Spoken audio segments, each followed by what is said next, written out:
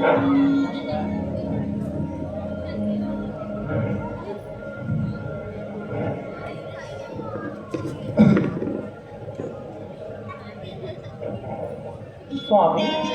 जी, आप क्या कर रहे हैं? एक देवी के लिए माला बना रहे हैं जो हमें हृदय में हमेशा बसती है। भगवान, वो कौन सी देवी है? आपके सिवा वो कौन हो सकता है सीते? ओह स्वामी, आपकी बातों ने तो हमारा चित्त प्रसन्न कर दिया। हम आपको ये माला अर्पण करना चाहते हैं।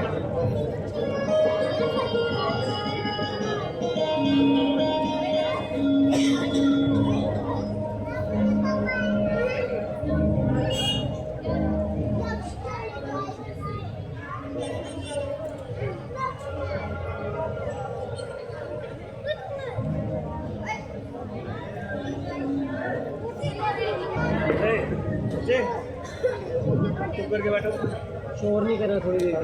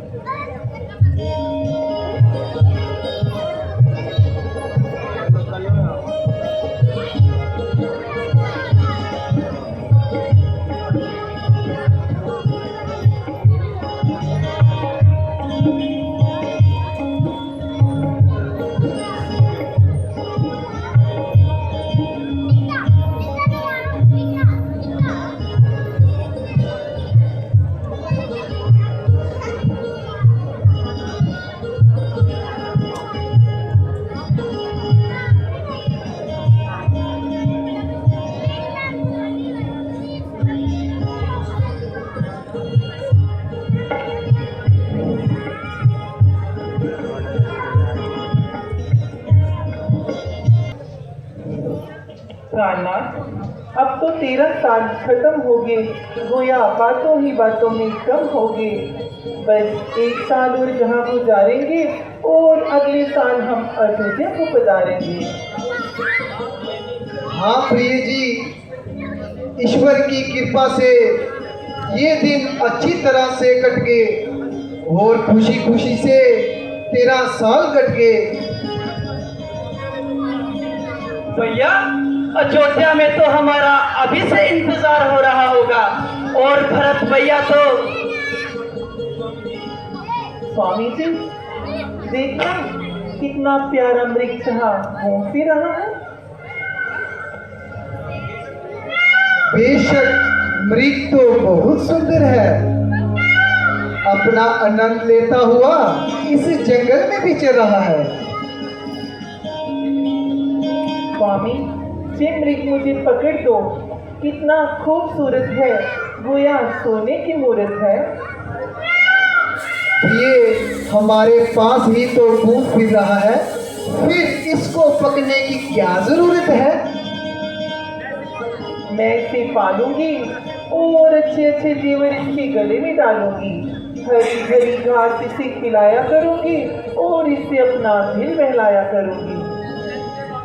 मुमकिन है कि वह भाग जाए और हमारे हाथ में ना आए? हाथ ना आएगा तो भाग कर कहाँ जाएगा?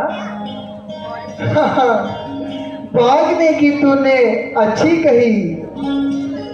प्राणनाथ, आप चाहे तो सही, अगर जिंदा हाथ न आए तो मृगशाला ही सही। बहुत अच्छा, तो मैं जाता हूँ। लक्ष्मण जी, तुम जहाँ पर होशियार रहना और अच्छी तरह से खबरदार रहना। जो आज्ञा भ्राता जी।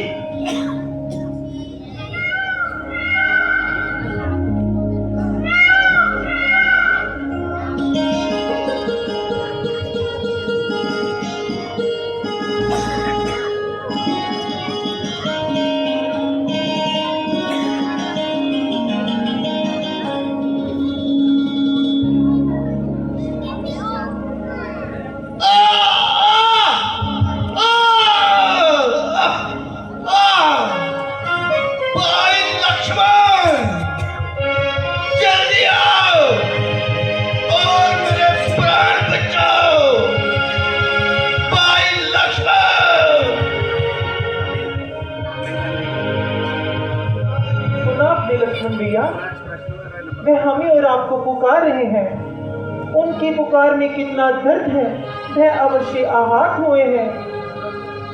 भैया लक्ष्मण, आप जाते क्यों नहीं? क्योंकि भाभी मुझे ज्ञात है इस संसार में ऐसा कोई संकट बना ही नहीं जो मेरे राम भैया को विचलित कर सके।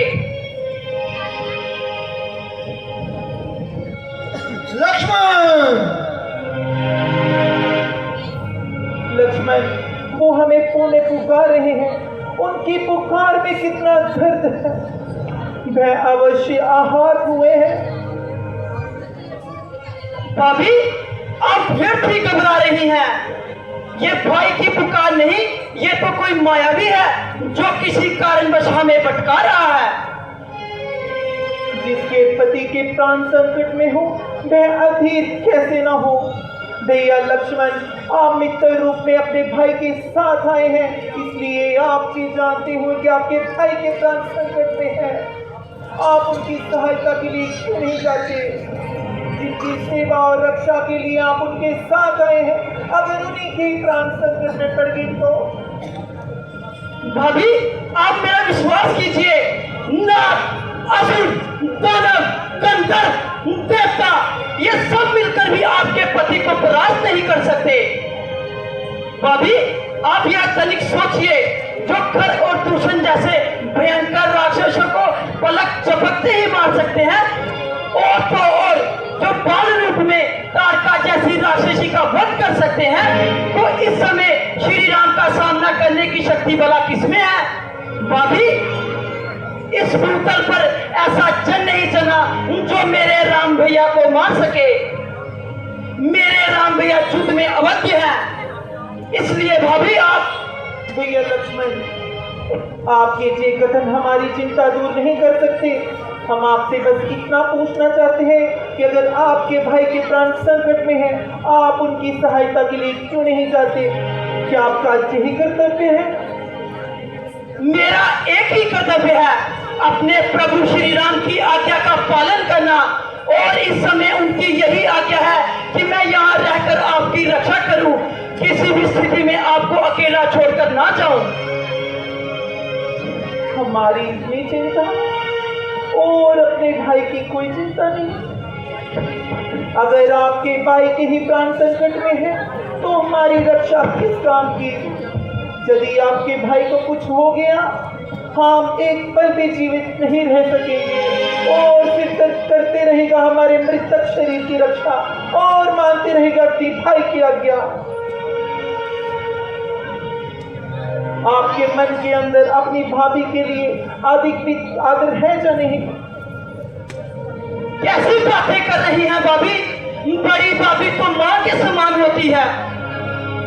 तो फिर आप अपनी माता की आज्ञा का पालन क्यों नहीं करते? भयंकर युद्धंकर लक्ष्मण का रक्तक्षम क्यों गया? या फिर आप उन राक्षसों के सामने ही नहीं आना चाहते? इतने कायर तो नहीं थे आप? भाभी मुझे कायर ना कहो। यदि आप कायर नहीं, तो हमारी आज्ञा का पालन करो। भाभी मुझे मजबूर मत कीजिए, यदि कोई अमंगल हो गया तो? यदि आप नहीं जाते तो अमंगल तो होगा ही। यदि आप नहीं जाना चाहते, दीजिए धनुष्बाण, मैं अपने पति के प्राणों की रक्षा खुद करूंगी। धनुष्बाण भी नहीं दे सकते तो चलो हम ऐसे ही चले जाते हैं। भाभी आप समझती क्यों नहीं? क्यों हट कर रही हैं? आप नहीं जानती इस जंगल में नरभक्षी राक्षस रहते हैं। मैं आपको अकेला छोड़ के कतई भी नहीं जा सकता, ना ही इस कुटिया में और ना ही इस वन में। यही तो हम आपको कब से समझा रहे हैं कि हम अपने स्वामी के बिना कतई भी जीवित नहीं रहेंगे। या तो आप उनकी रक्षा के लिए जाइए, या तो मुझे जाने दीजिए। भाभी आप मेरी आराधनीय हैं। इस लक्ष्मण का एक ही कर्तव्य था, अपने प्रभु श्री राम की आज्ञा का पालन करना। आज ये लक्ष्मण अब पहली बार अपने प्रभु श्री राम की आज्ञा का उल्लंघन करने जा रहा है। आप यहीं पर रुकिए। तो इतना संतोष मुझे पूछे भ्राता जी अगर तो कहते ना निर्दोष मुझे।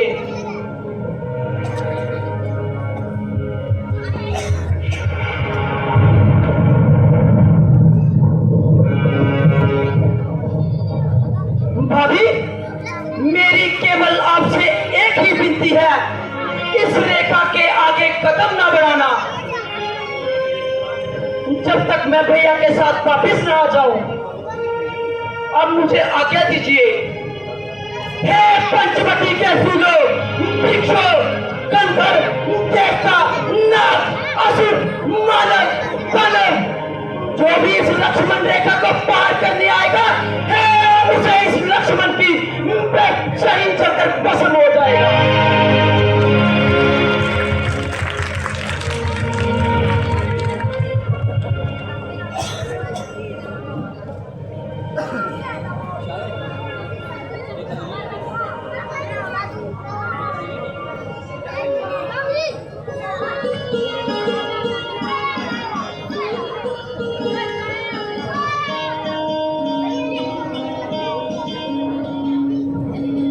अलख जगाना हरि गुण गाना साधु संत कहते हैं, परमार्थ उपकारों में हम अपना योग निभाते हैं। अलख अलख भिक्षाम देहि, भिक्षाम देहि, भिक्षाम देहि, भिक्षाम देहि, भिक्षाम देहि।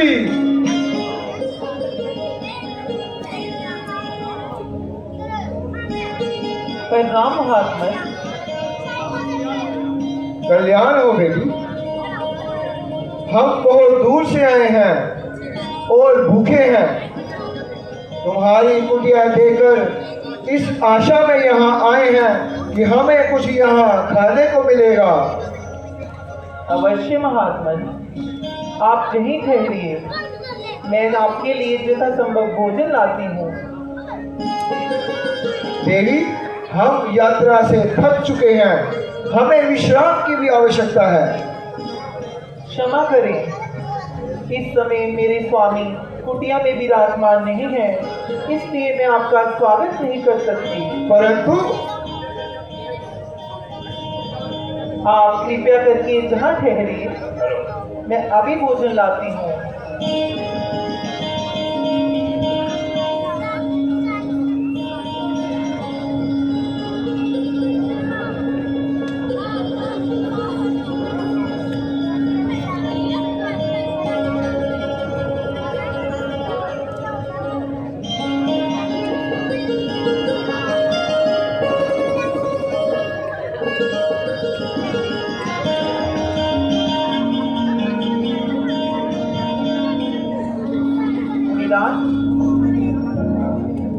लीजिए, मैं आपके लिए भोजन लाई हूँ।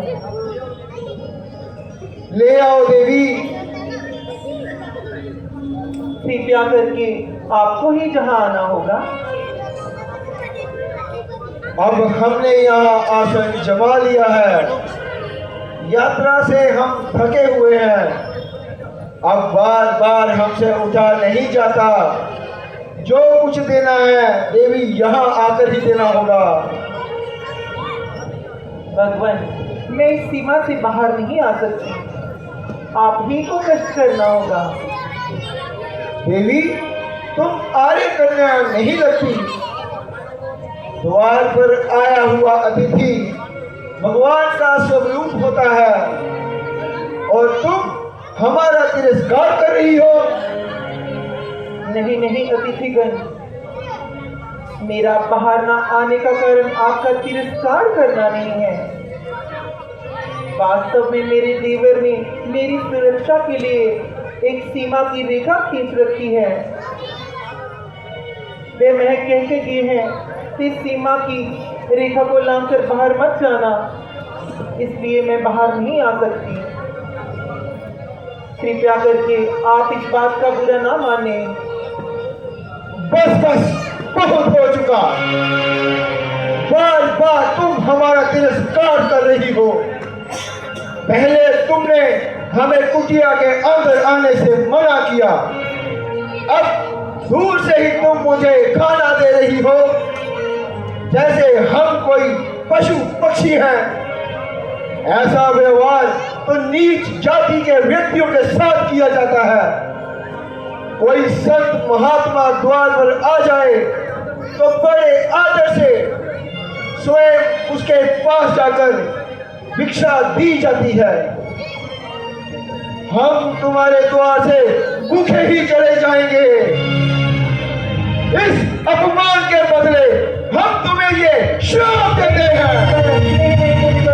मुझे श्राप मत दीजिए, मुझे श्राप मत दीजिए, मुझ पे दया कीजिए। मुझे अपनी पुत्री के समान समझकर मेरी मजबूरी और समस्या को समझिए। हम सब जानते हैं, हम सब समझते हैं, हम सब कुछ जानते हैं। हम त्रिकालदर्शी हैं। मूर्खों, हम सब देख रहे हैं। तुम्हारा पति इस समय एक स्वर्ण मृग के पीछे वन में भटक रहा है। वह स्वर्ण मृग अपने सींगों से तेरे पति को एक बार आहत कर चुका है, फिर भी तुम्हारा पति उसके पीछे पीछे भाग रहा है। हम मुझे श्राप देते हैं।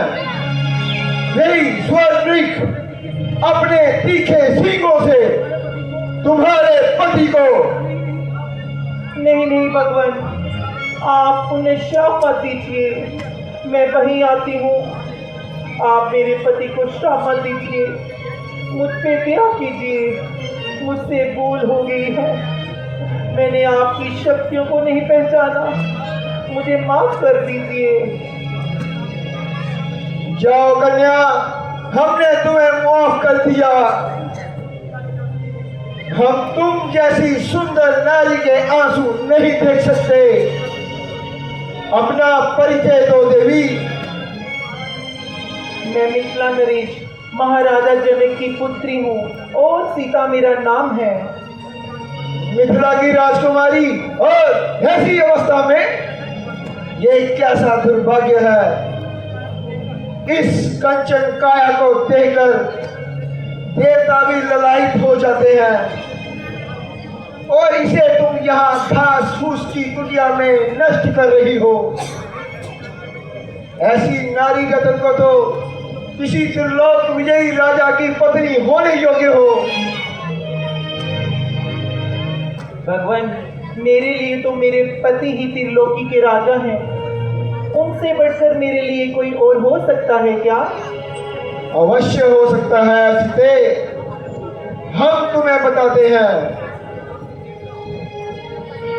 सीते, जिसके नाम से देवता, नाग, असुर, दानव, किन्नर, राक्षस एवं इस संसार के संपूर्ण प्राणी भी थर्रा उठते हैं। समूचे संसार में जिसकी तूती गूंजती है, वे संसार के समस्त चराचर प्राणियों में का स्वामी है। जिसे देख वृक्षों के पत्ते भी डर से कांप जाते हैं। जिसे वायु भी उसकी आज्ञा लिए बिना सांस नहीं लेती। तुम ऐसी राजा की पत्नी होने योग्य हो। महात्मन, आपकी जुबान से जो शब्द शोभा नहीं देते।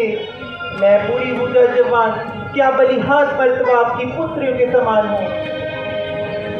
साधु सन्यासियों के लिए ऐसी गुफ्तगू बाइसे शर्म है, जिसकी वजह से मुझे आपके साधु होने पे भी धर्म है। वाह वाह रे सीता, तुमने मुझे खूब पहचाना।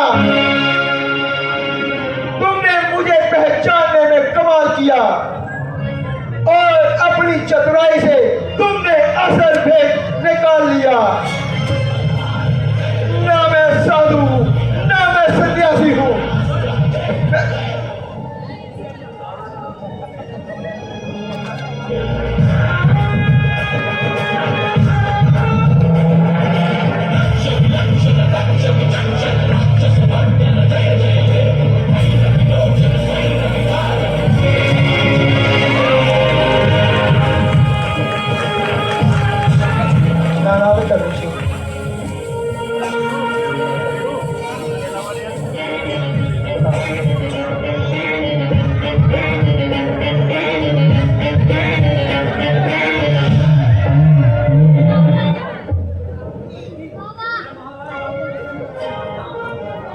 तुमने मुझे पहचानने में भूल की।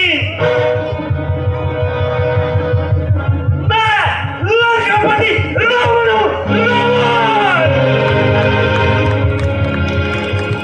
मेहरबानी करके आप जहां से तशरीफ ले जाइए। बहुत अच्छा, तो फिर आइए। मैं कहाँ जाऊं? तो मैं तुम्हें छोड़कर कहां जाऊं? जहनुम में।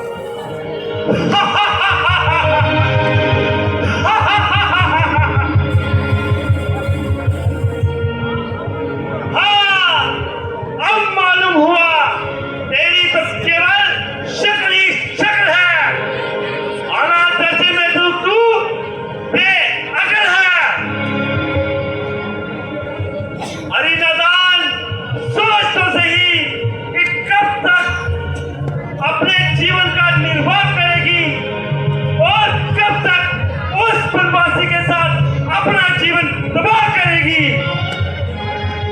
14 साल का तो केवल एक बहाना है। उस बेचारे को तो इन्हीं जंगलों में भटक भटक कर मर जाना है। मेरे साथ चलेगी तो रावण की पटरानी कहलाएगी और सारी लंका तेरे चरणों में अपनी आंखें झुकाएगी। आग लगे तेरी लंका को और चूल्हे में पड़ तू। अरे पापी, क्या ये बकवास कर रहा है और खामखा अपनी मौत को तलाश कर रहा है? ओ पापी, तूने मुझे क्या समझ रखा है जो खामखा मेरे साथ उलझ रहा है? उस राज के नष्ट हो जाने में क्या कलाम है जिसका कलाम तेरे जैसे मालिक और विश्व का गुलाम है? राजा होकर ऐसा करम, डूब पर चुल्लू पर पानी में भी शर्म।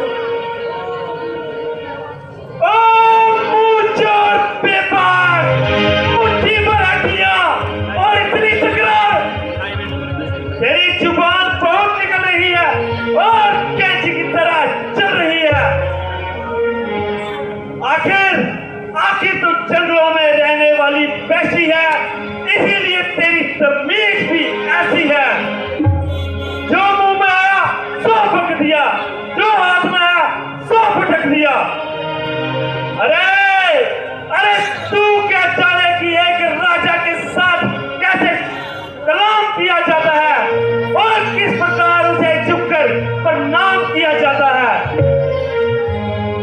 ताजुब है कि आप एक जंगली वहशी बेतमीज औरत के साथ कलाम कर रहे हैं।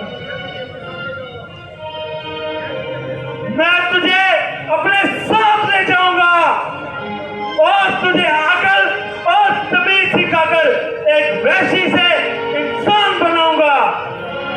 चला जा, क्यों खोपड़ी खुजला रहा है?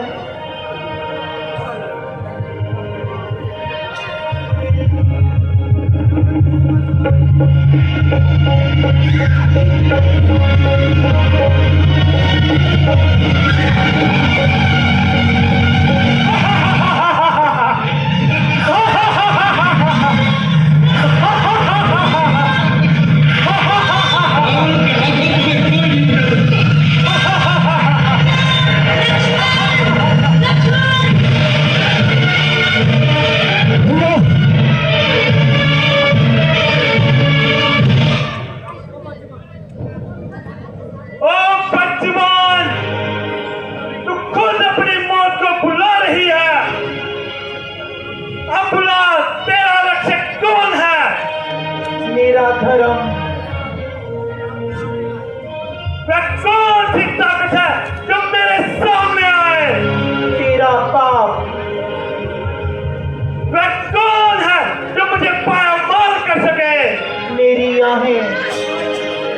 पुकार पुकार अपने सहायक को जो तुझे मेरे इस जबरदस्त पंजे से छुड़ा ले। पुकारने की जरूरत नहीं है परमेश्वर, जो तुझ में और मुझ में व्यापक है। ना सिर्फ तेरे जुल्म को देखता है बल्कि तेरे अंतकरण के पापों को भी जानता है। वह मुझे तुम्हारे इस नापाक हाथों से ही नहीं छुड़ाएगा बल्कि तेरे जैसे पापी का मलिया मेट पे तेरा नामो निशान इस तस्वीर को मिटाएगा।